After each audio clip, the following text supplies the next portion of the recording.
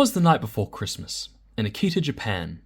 The snow was falling at a rate so rapid it was near impossible to go anywhere. However, the residents did not mind. It bolstered a real sense of joyous wonder among those still awake, anticipating Santa's arrival tomorrow. One boy in particular was our friend, Konakasai Usagi Kennedy, awaiting his flight back to New Zealand, where he would escape the blustering cold to be greeted by the inviting rays from the warm sun. The airport was quiet, eerily so. The food stalls were closed, the scent of coffee lingering from the bustling activity only hours earlier, the faint hum from the vending machines the only thing keeping him company while he waited. Air New Zealand Flight 420 to Dunedin, boarding through Gate 5. Air New Zealand Flight 420 to Dunedin, boarding through Gate 5. A real sense of relief fell over Connor. He had his doubts about the weather conditions and the safety of his flight. It took him a whole 15 minutes to uncover his shitboxness and kicks to get to the airport after all.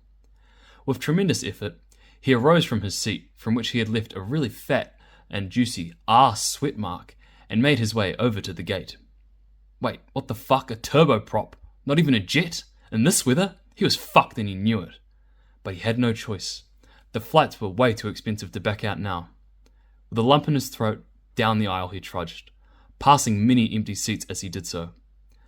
In the far right corner of the plane he sat, coincidentally aligning perfectly with his political views. He acclimatized himself to his seat. A sense of nostalgia hit him immediately as he looked down at the safety card, unchanged since he was a child. The seat reminiscent of the one he had just left. He questioned why he didn't upgrade to business class. Asked already sweating, swamp ass developing. Again. Kia ora, bro. This is your captain speaking. Today, we're doing the hard yards. Far out Akita to Dunedin. The weather here's a bit stink, eh? But nah, she'll be right. Our lovely air hostesses will be around shortly offering some mean kai. Sure. Please fasten your seatbelts. Not that they'll do anything, but legally I'm required to say that. Oh yeah, and since it's Christmas Eve and all, if anyone sees a reindeer, let the air hostess know. Cause the bros are out hunting and they really want some reindeer meat. It's supposed to be like venison, but like way better. Yeah. Hey, tin of cocoa, car door. The pilot's speech made Connor feel even greater nostalgia for home. He was thankful to be on his way. The plane started his engines, struggling with the cold. The whir of the turbines gradually grew louder with each passing minute, until the plane began to taxi down the causeway. Now at the end of the runway, Connor clenched his arsehole. For what felt like an eternity, the plane sat stationary, awaiting clearance from the control tower. Suddenly, without warning, the plane lurched forward. Howling, the gusts of wind pushed the plane to the far right, coincidentally aligning with Connor's political views once again, but the pilot recovered it. Charging onward, with extreme effort, the plane gradually lifted off the ground. Everyone was locked in, not a single person was goofing off in this moment.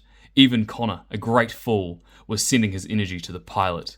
The noise from the shitty little turbines, along with the creaks in the tin-can plane body, were ear-splittingly loud, but finally they were clear of the runway. Everyone clapped. Exactly 20 minutes into his in-flight entertainment, Castaway featuring Tom Hanks, Connor is interrupted by a woman clad in business casual attire, one of the lovely air hostesses the pilot mentioned. "Hey buddy, do you want a drink?" Convinced by his short stature, the air hostess had confused Connor as a child. To make matters worse, he was drawling like a retard, unable to get his words out. She could tell he was having difficulty. "It's okay, buddy. Take your time now." "1 glass of milk, please," said with much enthusiasm.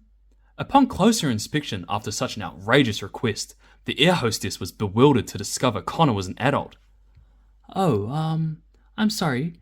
We don't have milk on the plane." An undertone of disgust in her voice. "Oh," he responded, dejected. An awkward silence fell between them.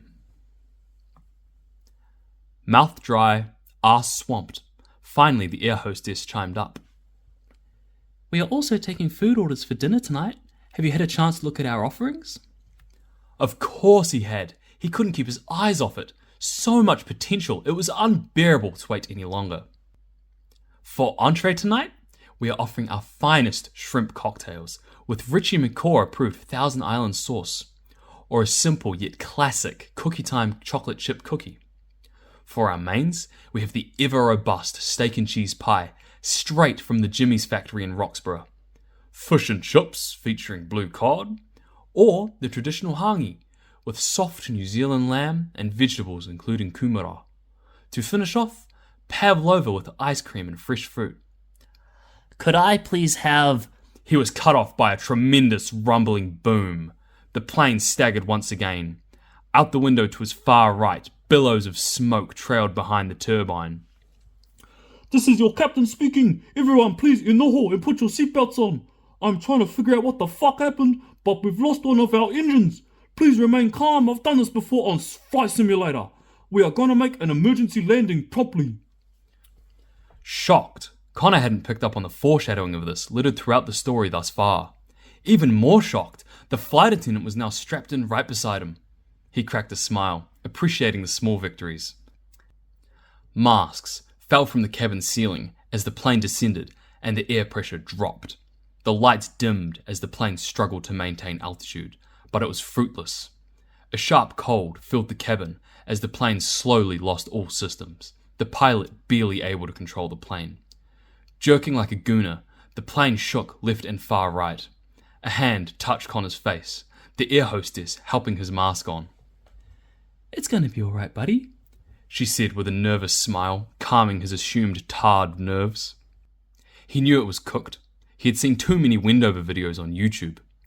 Overeducated and over-endowed from his interaction with the lovely air hostess, he accepted his fate. Chaos broke out within the cabin as land came into view. A barren landscape caked in snow, lifeless. Women screamed, children wailed, men stoic, but inside crumbling under the pressure of manning up and being top sigma. Connor swamp-assing. They could all sense their situation was dire as the plane continued to drop from the sky. One final thud ended the misery. A fire crackled to the far right of Connor. The air sharp on his lungs, too cold for comfort. His head pounded like he'd been in a plane crash. Shit, he was in a plane crash. His eyes shot open to a scene only to be described as horrific. He unbuckled his seatbelt and explored what was once a vessel carrying him home. Lifeless, his fellow occupants lay, many seeming to have succumbed to the conditions. Connor has plot armor, so survived the brutal cold. Wind bellowed through the cabin, stripping him of what little heat he had. He tried to ignore the impending sense of doom and defeat as he made his way to the cockpit. Locked door. Fuck. His mind raced, his stomach flipped, his ass sweat. Still dazed by the collision, he took a seat and closed his eyes, hoping to open them in Akita. No, he truly was the sole survivor of Air New Zealand's worst aviation disaster since Mount Erebus. Everything felt heavy. His arms, his legs, his caboose.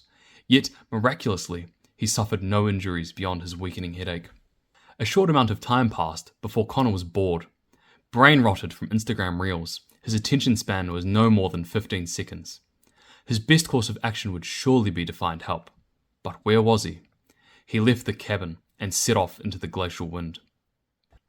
Nothing, for miles, nothing. Legs sore, lungs burning, arse sweating still. The massive urge to survive this awful situation started to taper off and fade. Ninja. He couldn't take it anymore. He collapsed. Strangely, peace overtook him. Was the cold getting the better of him? He took a deep breath, surrounded by snow. He felt joy. Jolly.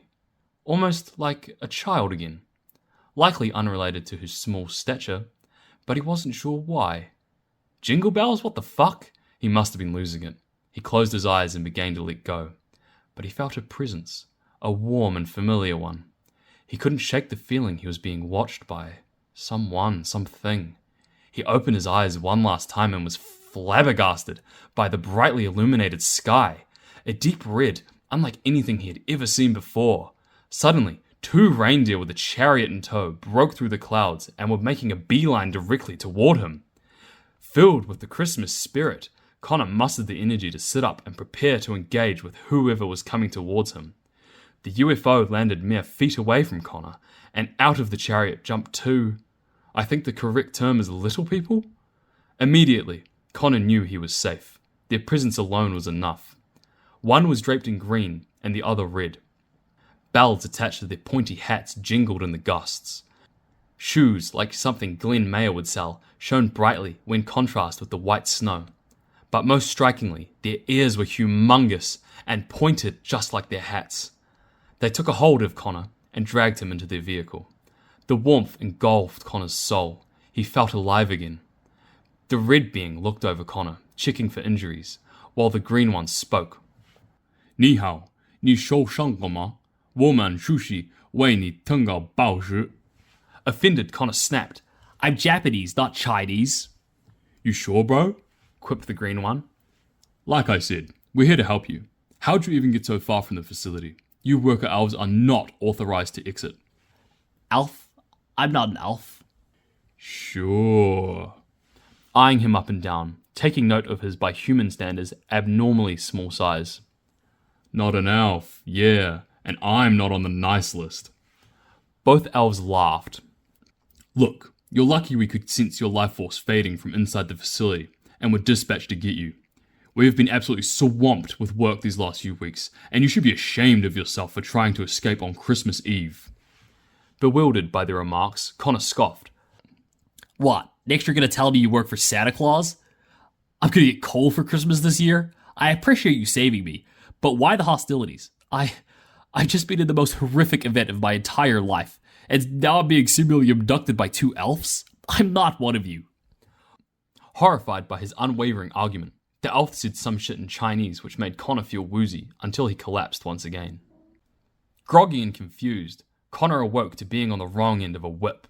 The sharp crack rang in his ears, and a tight burning sensation shot down the far right of his left butt cheek. 公开，欢迎光寿! Demanded an elf wearing black. He snapped to his senses after a few seconds of disorientation.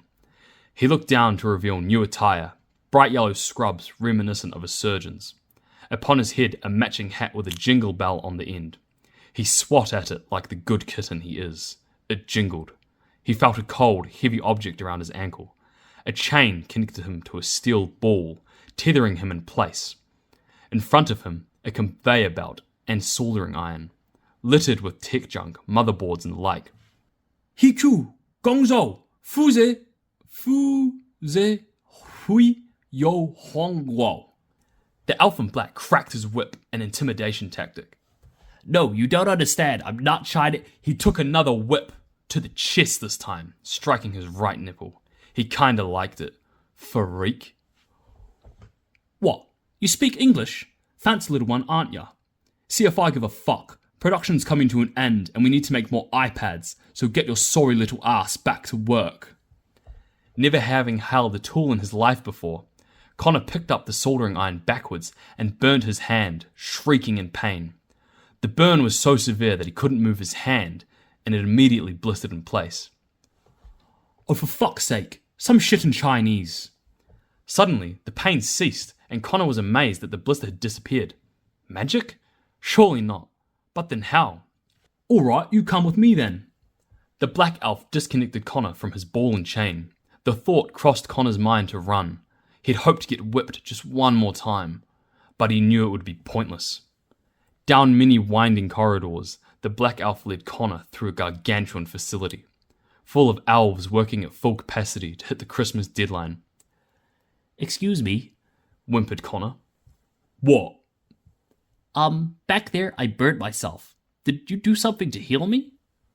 What, a fucking stupid too? Yeah, mate, high elves have magic potential. You lowly scum just get to receive it. Connor was awestruck. He'd always loved Harry Potter. He looked up to Ron Weasley so much, and he hoped to be just like him one day. Haha, cool. He giggled to himself, pleased. They arrived at their destination. A huge set of double doors towered over Connor, being about 7 feet in height.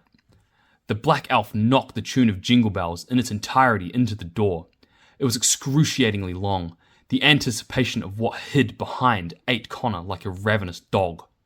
He knocked one last note, and a thunderous voice cried out, Ho, ho, ho, ho!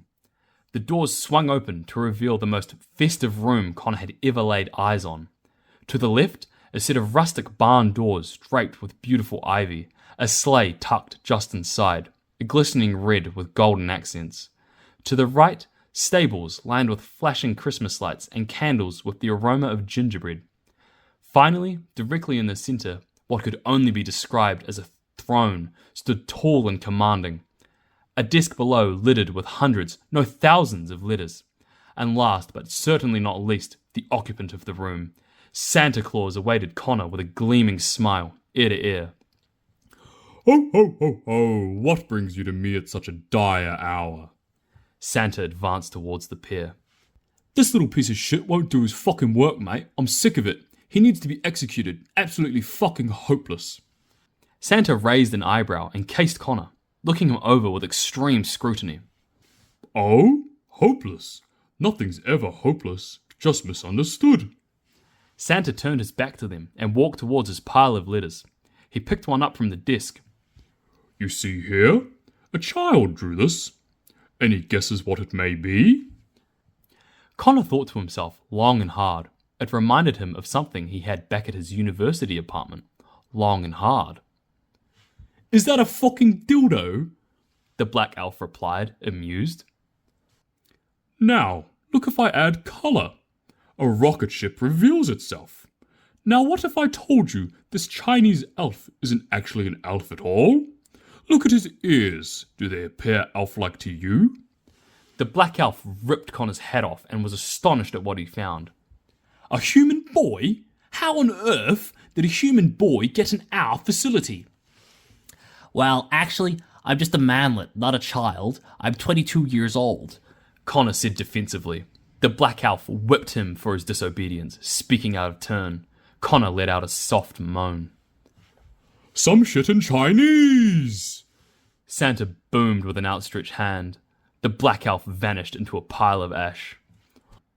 I'm incredibly sorry for his misconduct, young Connor, please come with me tonight as an apology for this major wrongdoing on my elf's behalf. I would also like to grant you whatever you desire for Christmas this year, if you has been such a good boy. Connor was overwhelmed by such an offer. Not only does he get to globetrot with Santa, but he also gets anything he wants. The good he could do with such an offer: cure disease, end world hunger, cease war. He was certain Santa's magic would be able to do that in a heartbeat. The time had finally come. The sleigh was overflowing with gifts. Santa's sack was full. The reindeer lined up, ready to be harnessed in. Connor sat patiently to the far right of the driver's seat, for the delivery elves needed space to work their magic. Santa entered the room, ready to take on the world. His boots sparkled with glamour, polished so well you could see your reflection across the room. Classically red, his overalls smelt of candy cane. Marvelously carved, his beard sat upon his face, ready to keep him warm high in the sky. And finally, his iconic hat, its palm resting gently on his shoulder. Standing to attention, the ensemble looked at him. Everyone? He paused and looked at each member of the team individually, smiling with his eyes as he went around the room. When his gaze met Connor's, he could tell this man was ready for a serious mission. The room was as silent as a still autumn's night. Only the sound of the reindeer could be heard. Merry Christmas! Cheer broke out. The time had finally come. Christmas was upon them. They all hurried into the sleigh to head off on a journey undertaken only once a year. It was cramped this year, with the extra participant, but none of the elves were disgruntled by Connor's attendance. Excitement overtook Connor as Santa said some shit in Chinese and the sleigh hovered above the ground. The lead elf said some shit in Chinese and the reindeer started to float too, and they took off with gusto. The speed at which the reindeer were running made the icy wind violent. Another elf said some shit in Chinese, and a bubble formed around the whole fleet of reindeer, encapsulating the sleigh too, stopping the wind. Land rapidly disappeared from under them as they flew higher and higher into the sky. The moon illuminated the crew, casting a shadow on top of the clouds, a sight to behold. The stars shone with a glee as they propelled forward on the journey of a lifetime. First stop was New York, where the unidentified flying object would normally cause major outcry. But an elf had said some shit in Chinese, and they were undetectable, even to the military. They soared through the city skyline, passing many iconic buildings and the Statue of Liberty. The city lights, the festivities ongoing in Central Park, and the gentle snowfall combined to help those escape the suffering happening under the mask. For New York was full of hurt. The cost of living made it extremely hard for those in the lower income categories to get by, with many homeless living rough on the cold, damp streets. Connor couldn't ignore this. It broke his heart to see such suffering behind the veil of beauty. Should his wish be to end homelessness? Next, they arrived in Jamaica, the smell of roasted herb in the air. Children ran through the gargantuan street markets, spanning city blocks. Houses garbed in flashing lights with Christmas ornaments visible in the windows. There was no shortage of jolliness here. But one thing Connor did see was a gay couple being jailed for 10 years because of their sexual orientation. Discrimination he thought was unjust. Could Connor wish for better treatment of LGBTQ rights? Raising the temperature, they arrived in sub-Saharan Africa, where the children had gathered to play traditional games and meet with family awaiting Santa's arrival. But one thing was missing from the other celebrations Connor saw, and that was food. The children went without and were visibly underweight. It was clear to Connor that many of these children were malnourished and needed food. Should he end world hunger, perhaps? Back to his home country, China. He had nothing bad to say about China, actually. It was a very good nation, and nothing bad ever happens there. He especially liked their leadership and how they conduct themselves. And last, but certainly not least, New Zealand. Pohutukawa trees in blossom, barbecues still hot from grilling mere hours earlier, empty beer bottles left on the deck. He was in awe at the beauty of the country he loved sincerely. But he was also disheartened at the country's inability to have a stable healthcare system, with many suffering purely because of a lack of government funding. Could he wish to cure all illness? Connor was privileged to have his worldview challenged that night, experiencing both the highs and lows of people around the world. Santa said some shit in Chinese and stopped his sleigh on top of Mount Cargill. Ho, ho, ho, the end of our journey, Connor. Now tell me, what is it you wish for Christmas this year? A dramatic, outstretched pause. The elves waited in anticipation as Connor pondered this decision. He thought long, hard, and deep about this. He got distracted by that thought, softly moaning again. The decision weighed on his shoulders. How was he going to make the world a better place? Santa, I want all sea turtles to die, for I am a man of straw.